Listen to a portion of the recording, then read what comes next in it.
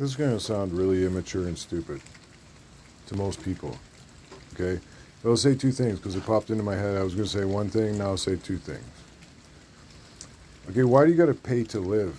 As some lightning be striking around me. Anyways, why you got to pay to live? Right? Okay, this is fucking fundamentally wrong for me. And so you can't own the earth either. Like, oh, this is my land, this is my little patch of grass, right? You know? No, it doesn't work like that.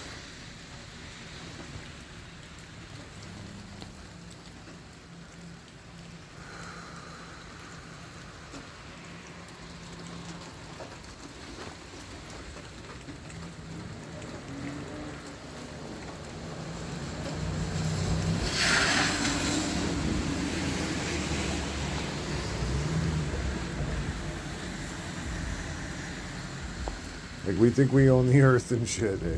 Like it's something you can, like, tangibly own. It's dirt.